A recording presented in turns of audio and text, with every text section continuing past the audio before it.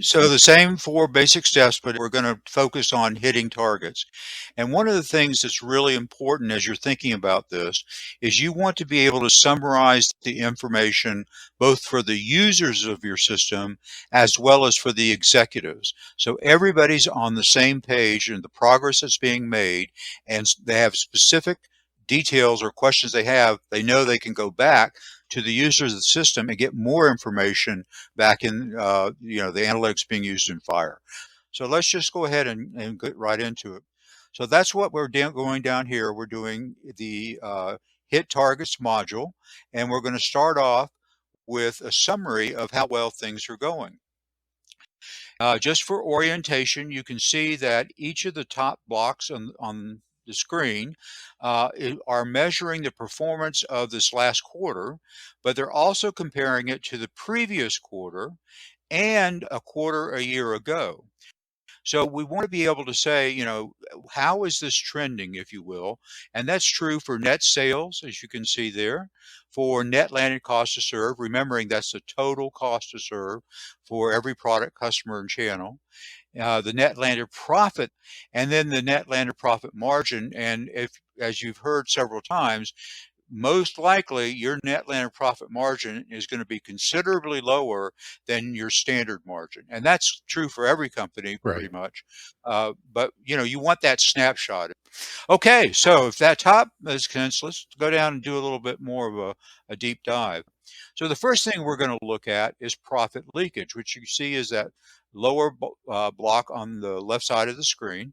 And what we're doing there is we're looking across all of the performance of the products, and we're saying, are there particular areas where we're leaking profit? So look at sourcing. It's about $500,000. And what we're saying is there is an opportunity for the procurement department. We show them the specific products to look at for specific suppliers to be able to say, these are items that we should be looking at compared to the benchmark performance for the same type of items. And sales, it's not that the sales are off necessarily. What that is sales opportunities can be because of chargebacks or discounts or pricing schemes. And so we've got a little over $1 million of opportunity there. But the big one is cross-functional. And what cross-functional is saying is there's not just one driver for the profit leakage. It's going across multiple disciplines. And so there we've got over $6 million of opportunity. So that's the first one. The second one's really interesting, I think, and that's the cost to serve summary. So look at what the vertical line is showing us is that if you're to the left side of the line, that means a reduction, whatever that area might be. To the right, it means an increase. So what we're seeing on that block is that the cost to serve for all of the units sold for the company actually went down by 3 cents. That's pretty good. But the big one that we see here is the sourcing cost. And that sourcing cost is for 18 cents for every unit sold. There was an opportunity because the costs have gone up so much. 18 cents per unit. Then you go down to the actual transportation. That cost went down. The working capital, you see what that number, so it's a really good way to be able to reflect on the main categories or drivers associated with the performance that we're seeing up on top. Okay, so quickly then, let's just move over to the right side of the system. So the first is that we're looking at the performance of products and customers. The first one is product, and we can see that out of all the products, the thousands of products that we're selling, we have 17,000 products that are totally unprofitable. And obviously, the people that have been working on this, day to day, should be aware of that trend, but it's showing this is where we are today with more opportunity to look at. And then you go down to the bottom 4%, that's telling us that 4% of the total profit earned by the company was with a little over 7,000 products. And 96% of the profit that was associated with the performance was just over 2,000 products. So that's a really good snapshot to tell us we've got more opportunity here from products. And you can see the same as for customers. You've got 254 unprofitable customers. You've got 1,100, 1,200 that are marginal, only producing 4% of your profit. And you've got 37 customers that are giving you 96% of your profit.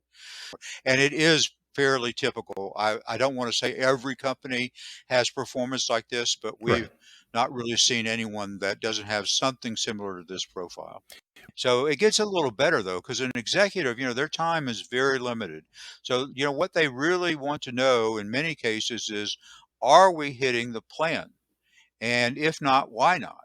So let's go and look a little bit closer at that. And so what we have now is we have the actual performance in three different categories where we're looking at plan and we're looking at how well we've done and then the projections associated with the performance opportunities that are being worked on. So we have the first one is net sales versus actual. So you can see that the red is the plan, the blue is the actual performance.